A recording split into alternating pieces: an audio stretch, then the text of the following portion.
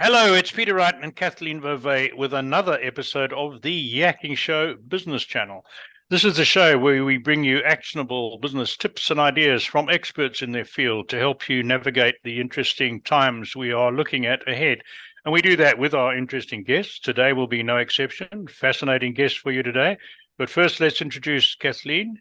Hi, Kathleen. How are you doing today? I'm doing great, Peter. Thank you. And thank you also very much for tuning into our show. We so appreciate having you. And as Peter mentioned, we do have another special guest with us today. We have the great pleasure of welcoming David Petrovay to the show. David is a business coach that helps professionals live their purpose, and an employment strategist who holds 3 master's degrees, as well as a PhD in philosophy and education. So welcome, David. And straight out of the gate, what advice would you have for the tens of thousands of people recently let go from the tech industries? Well, I think like any position where you're no longer working, you want to ask yourself, is the work that I've been doing what I want to continue to do? So I think right now we're in a period of reevaluation for everyone. So people who have been let go can use this as an opportunity. And so asking themselves, what do I want to do next?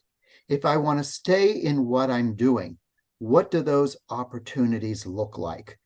Knowing what your strengths are and how you can move forward with those, Kathleen, is important.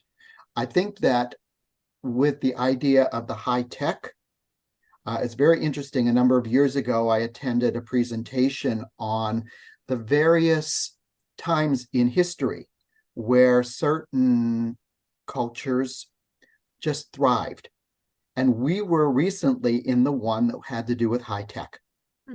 So as you know, these periods in time have beginnings and ends. So we may be looking at a natural end, waiting for a new beginning. So this is, again, think about what it is that you really love to do in life. And then ask yourself, where can I do it? If it's in high tech, where is high tech moving?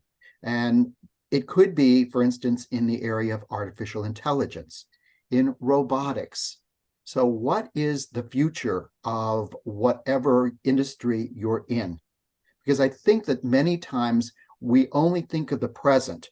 So where can I get a job right now? And for many people, that's valid because they need to make a living. Right. But beyond that, thinking about where's my industry going? Is it going to continue to be what was, or are there new avenues that I can be exploring, where I can be a pioneer in the field, where I can be, at the ground level with where this might be going?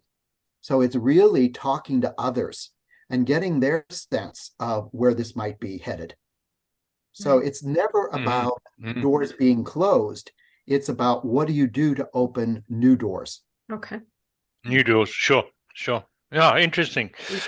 So my quandary, we're seeing thousands of people laid off, as we've just been saying, in the tech industry, and yet in the service industries, and I use the example of coffee chains in Ontario, Tim Hortons being the main one. Every franchise I drive past, they're hiring people, and many of them have got notices in the shop saying, "Please be patient, we're short of staff." And I drive past auto dealers, and they're looking for mechanics, and there seems to be a huge number of jobs at that level that there's just not enough people to fill. So why do we have this sort of almost opposite sides of the same problem?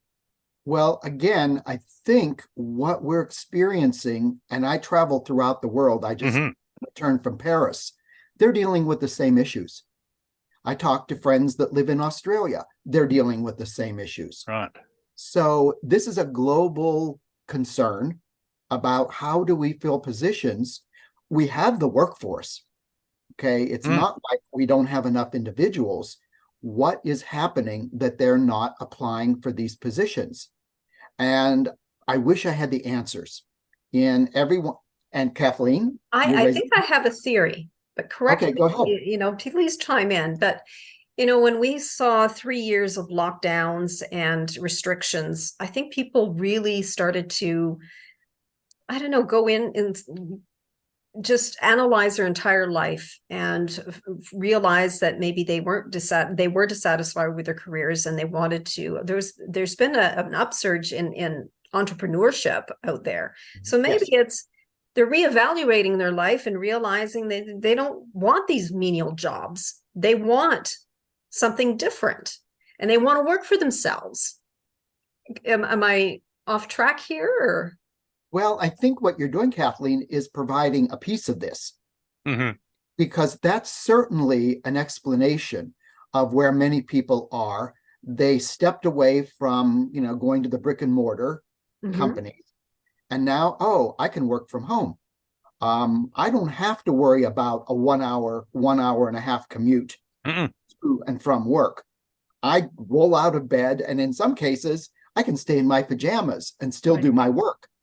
Now, that's one piece of it. Another question is, so while people may be in this reevaluation period, what are they doing to pay their bills? Because you still have to, either pay your rent or a mortgage. You have to put food on the table. And where is that coming from? And that's a question that many people are asking. How are these people making a living? Yeah. So there is this almost invisible part of the population of the world that's still functioning. And the question is, how are they doing it? So I suppose if we pull these people together and question that, are they living on ramen noodles just to make it through the day? Or, I don't know about where you are in Canada, but where we are here in Oregon, food prices are just going through the roof. Oh, here too. Same with us. Us. And again, we just came from Paris, where we went to a restaurant and they charged us €5 for a pat of butter. Wow. Oh, I know. Wow. It was and I kept looking at it and I thought, it was just a pat of butter, and there it was on the bill. Wow. So again, how are people who are not making a living where they can support themselves, how are they doing that? So I think that this is a critical issue that we really need to be paying closer attention to, because we're not hearing those answers. Right. So here's a follow-up that I know a couple of guys who've got their own auto workshops and employ other people, and I know a guy who's a plumber, and he said a plumber can walk in and work for me and he will earn $100,000 a year straight off with very little overtime. Now, that puts him in the same category as lower to middle level office workers, right? Right. So my question to you is, do you think we'll see a resurgence of the apprenticeship system where instead of going to college and incurring huge amounts of debt, you start earning from the day you start learning? So, there's all sorts of different terms. You do part at a community college or a technicon, and then you work. So you're earning money right from the start. Do you think we'll see a resurgence of that? We may. And I think what that involves, Peter, is a change in mindset. Yes. Because up until now, it's been, you go to a college or university, you earn a degree, and that's going to ensure that you make a certain income.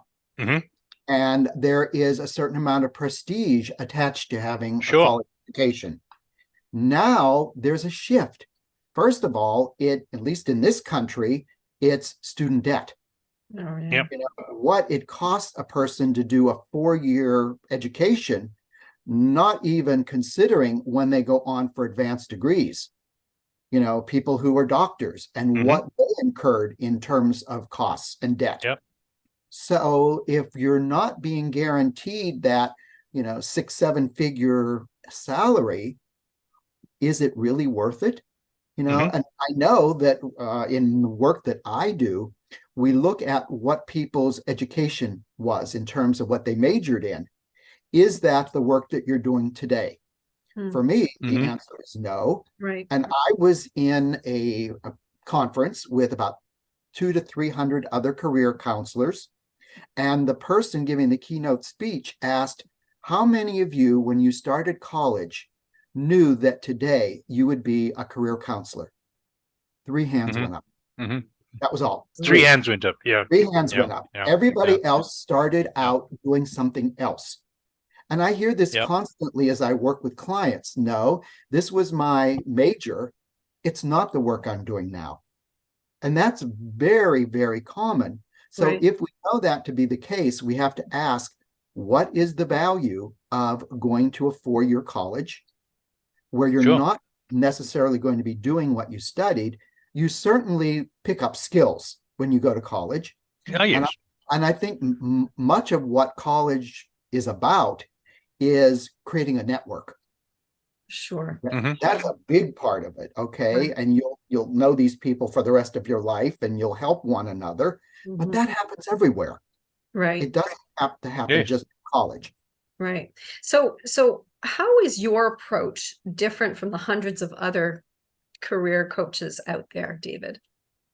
That's a great question, Kathleen, because unless I actually had worked with the other coaches to know what their approach is, I can only go with how I work with people.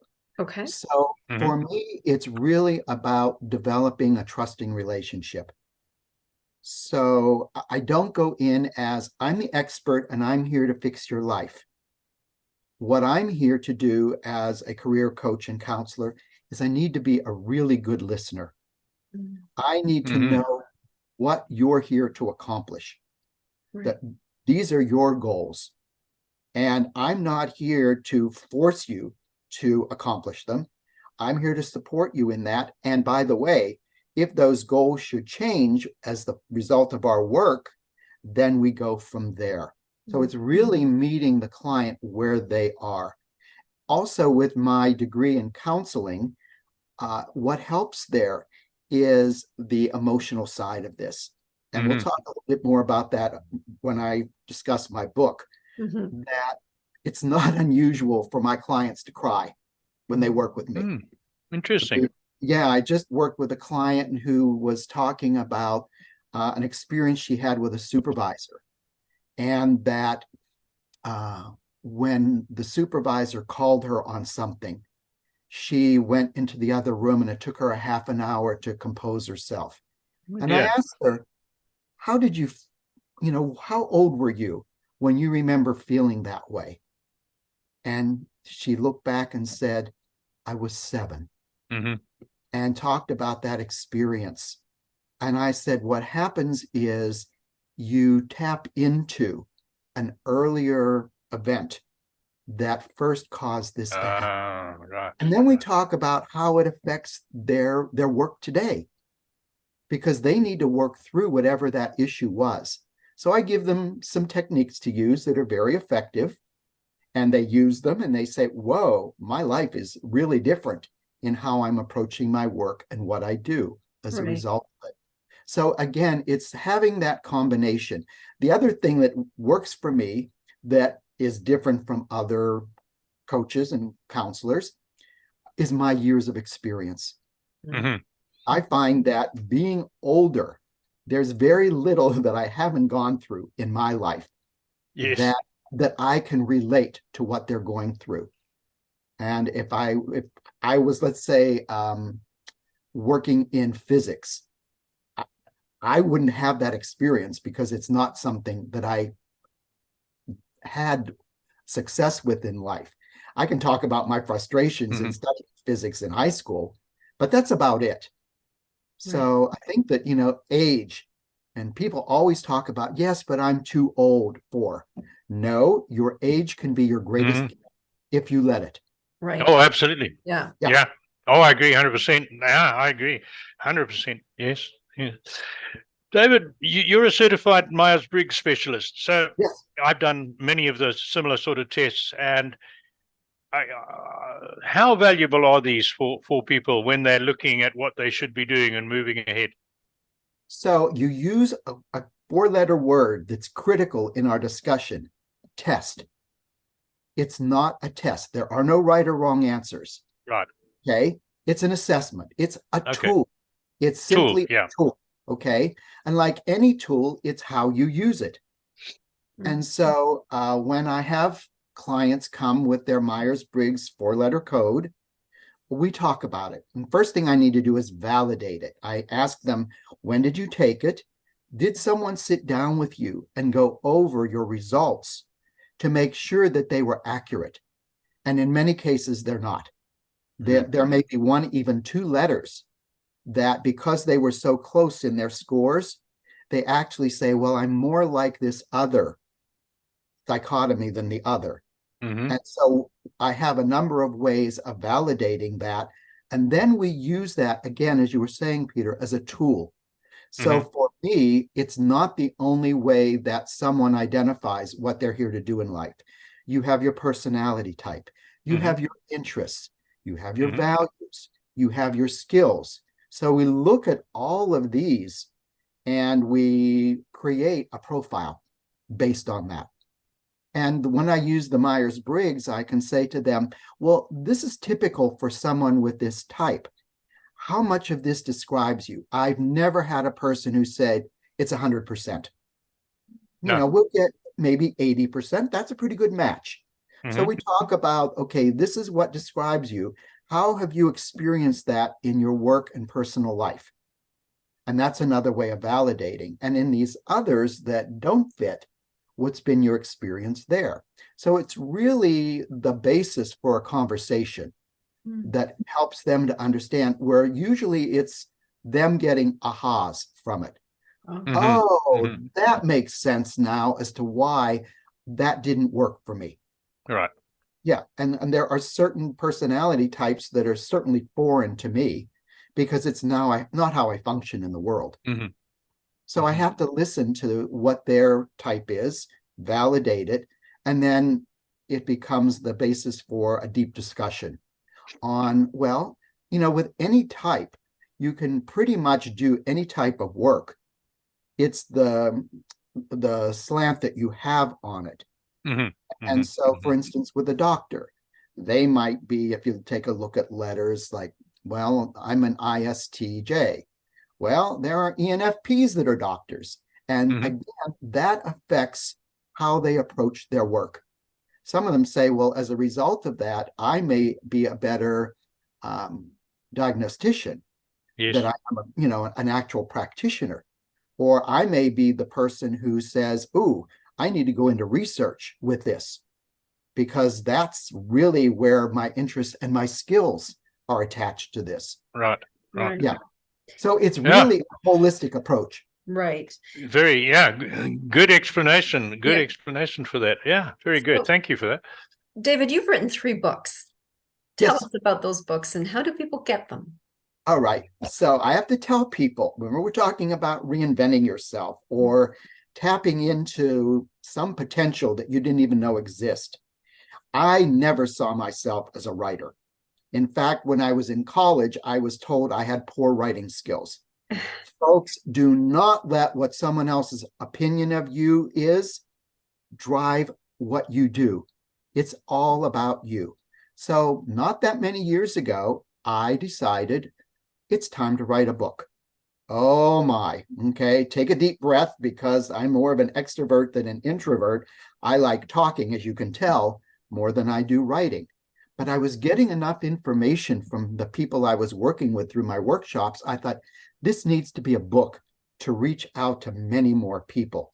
So my first book, which is actually going through a relaunch right now, a new title, some new content. It is now going to be called, when it's launched, Out of Work, Not Out of Worth, Navigating the Emotional Side of Job Loss. So this is not about how you write the perfect resume, how you interview. It's, if you were an introvert, it would be the perfect book for you. Very introspective. Okay. What are my strengths? What are my goals in life?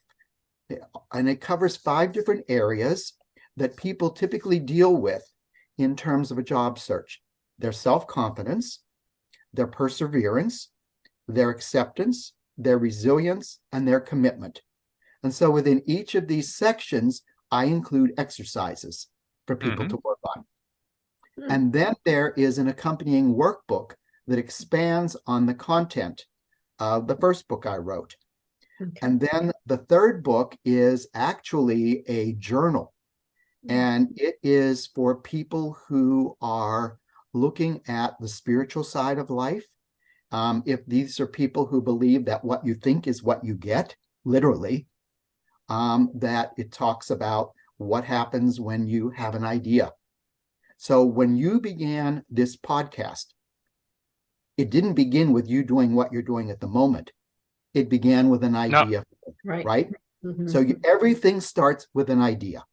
Right. And then it moves into actualization through various stages. So I have daily readings for people, one paragraph, and each of them ends with a thought-provoking question that they write their response to. And you don't do it in chronological order. I find it works best when I work with people to just open it up at random. And whatever the reading is, the person says, well, that was perfect for today. So that's called Ponderings. And that one is ready to go. People can buy that on Amazon. By the way, I'm in the process of co-authoring a fourth book. Oh, good for you. Once the writing bug, does its thing, it's like, oh, this really isn't so hard. It's a lot of work, but when you write about what you're passionate about, it's not work. So we're writing a new book that will be coming out, and it's on how to deal with being stuck. So our current title, the current title is, and that will be available to people when it's finished, I'm Stuck and It Sucks. Someone said, oh, I love that title because when you're stuck, it sucks. So we take them through a five-step process of how to move from where you're stuck to getting to a positive outcome. Right. So, so that excellent. Would be the fourth one. So again, for people, don't limit yourself by what others tell you. It's simply their take on what it would be like for them if they were in your shoes. For sure. I've got to reinforce that one with my little music story that Kathleen's heard many times, but you might find interesting. When I was 12, I was in the British school system, but in Africa. When in my generation, teachers were not as sensitive as they are today. And I was told by a music teacher that I was absolutely useless, would never play an instrument, never be able to sing or read music. And I believed that for 50 years, right? I was convinced I was useless until I needed a big goal after a heart attack and I didn't want to run any more marathons. So I went out and bought a guitar and got on the internet and I learned to read music and play the guitar. Not good, but I can do it. So exactly what you say. If you listen to other people when you're young the wrong way, it can destroy all parts of your life. So very important message there, David. Thank you. So the next thing I wanted to ask you is your opinion on artificial intelligence, and in particular, how much anxiety is the threat, as many perceive it, of artificial intelligence causing office and creative workers? Okay, Peter, I'm going to take you back to your four-letter word, tool. Yep, tool. Artificial intelligence is a tool, okay? Sure. Not a replacement. So do I use, artificial intelligence in my work? Yes. The last time I used it was yesterday. So I discovered this, and I'm going to give a plug to it, ChatGPT. Okay. So I go on to ChatGPT and I type in what I'm looking for. And one of them was a section that I wanted to include in my relaunch at the end of the book. And I thought, do you know how long it would take me to put this together? I just posed the question to ChatGPT, and in a matter of seconds, this beautiful 30-day challenge is created. Now, I did go back and edit it, okay? So again, it was a tool. To me, it is a great time saver. Okay, would I use it to write a book for me? No, I would not. I could use the thoughts that are generated, but then I have to make them my own thoughts. Sure. So I think that because artificial intelligence is the new kid on the block, it's not unusual for people to approach it with fear. Why? It's an unknown. And that's the way that's the way we look at unknowns is, what's this going to do? How might it affect my life? Well, depending on how you use it. So I think that, the whole idea of artificial intelligence, again, we have to understand at this point who's in control of what that looks like. Right. Because there are some people who believe that it can get out of control. And then Oh, yes. it's the tail wagging the dog. And Sure. again, as humans, we need to be mindful of that and how it's being used. Right. Absolutely. No, and I agree with you 100%. Kathleen and I both use ChatGPT as well to help generate content, but we edit everything to put our own voice and tone to it. But as you say, it's a tool that saves us a huge amount of time, and we're quite happy with that.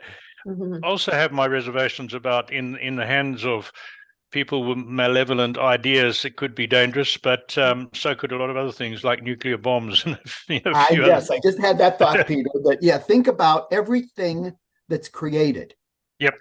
It's the creation itself is neutral, right? Yes, absolutely. It's how we use it that becomes either positive or negative. Or negative. No, you're right. Absolutely right. But and I think there's been so much hype, especially since ChatGPT came out in November. There's been so much hype. This is why so many people can't look beyond the threat and see the opportunity of the tool. We get a lot of feedback that many people are really worried that they're going to lose their jobs over it because they can't see beyond what you've just been saying. Right. Great. Thanks, David. So, well, Kathleen. I was just going to say, Peter, the other thing is we need to think about where we are in our evolution on the planet.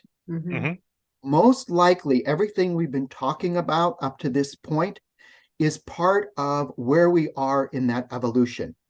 I think what's happening on all levels, education, government, agriculture, you name it, we're going through a major shift right now.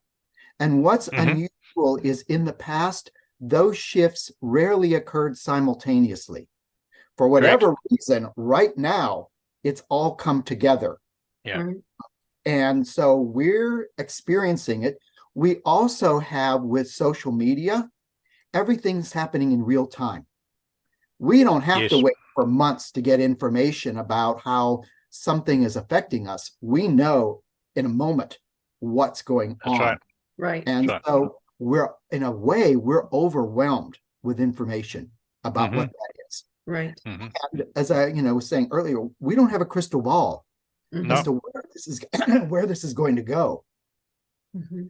And again, it's just like ChatGPT or any other artificial intelligence. We fear the unknown in many cases rather than embrace it. Yeah.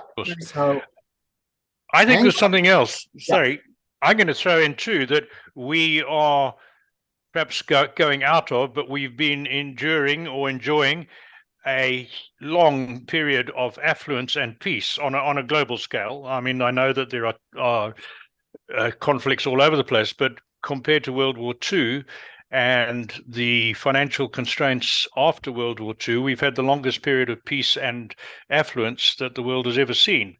And that has given people a lot more time on their hands to worry about the things we're talking about, right? People no longer have to spend most of their day just surviving and earning a living. So I think throw that into the mix and what you're saying is all too true.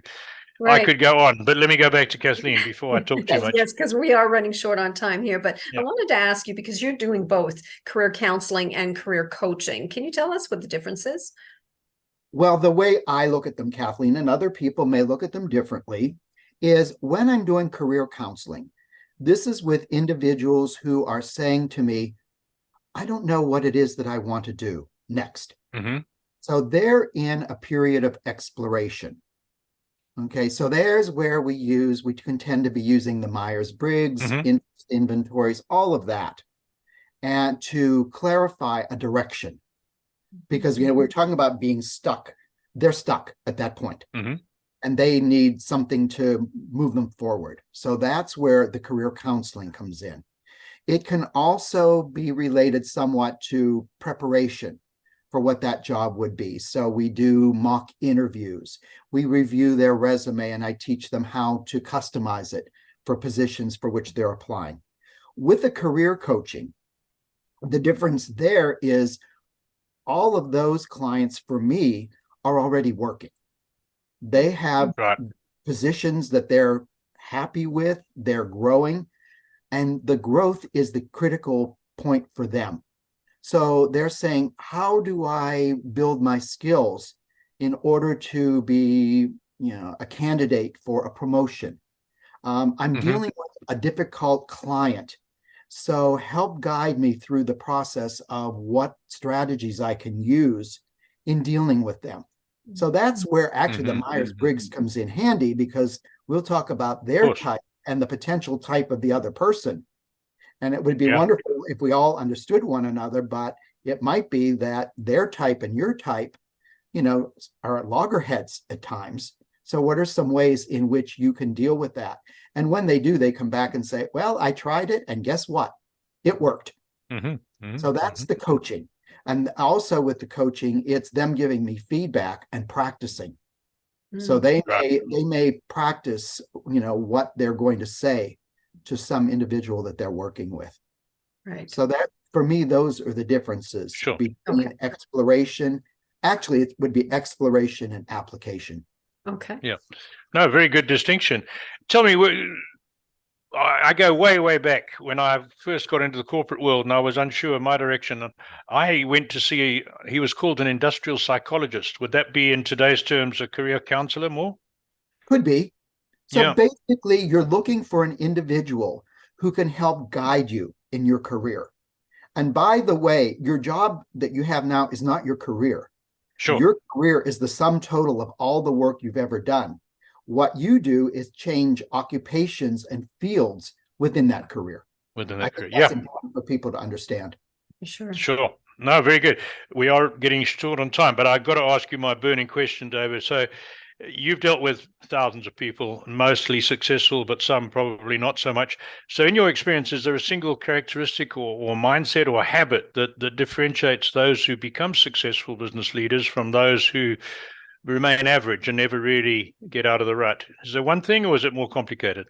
Well, actually, when you ask that question, Peter, if you look at those 5 topics that I talk about in the book that is going to be launched, it's people who have self-confidence. Yeah. They persevere. Yeah. They accept what is and less about what was. You can't change that. They're resilient. So when things don't work out the way they would like, it doesn't stop them in their tracks. Right. And finally, they're committed to their future. Yes. Yes. And I find that that's what separates those who are successful from those who struggle. No, very good. Very good. Very good answer. And I've got to tell you that we've asked that question probably over 200 times now, and not once has anyone said go get an MBA or a better degree or Formal it's education. all around what you're saying. Curiosity is another big one that gets thrown in quite a lot, but essentially those 5 you've given us. Thank you very much for that. Thank you. And David, how do people contact you? Well, I'm here in the US. So, I'm certainly available to people across the globe, especially with technology today. Sure. We're not confined to face, which I used to do mostly. So they can, first of all, learn more about me by visiting my website, which is davidpetrovaycoaching.com. And then my email, very simple, davidpetrovay@gmail.com. Great. And I'm also on LinkedIn, and I'm in the process of building that whole platform of making information available to people. So any of those are ways that people can get in touch with me. Great. And for our audio listeners, all that information is in the description on whatever platform you are listening to this on, and it's on our website. Thank you. From me, thank you, David. Back to Kathleen. All right. Thank you so much again, David, for being on the show. And thank you for tuning into our show. We so appreciated having you. And if anyone is interested in being a guest on our show, we invite you to visit our website at theyakkingshow.com, where you will find the contacts tab. All you need to do is click on that contacts tab, where you will find a short application form. And we'd love to hear from you. So until next time, take care, everyone. Bye-bye. Bye.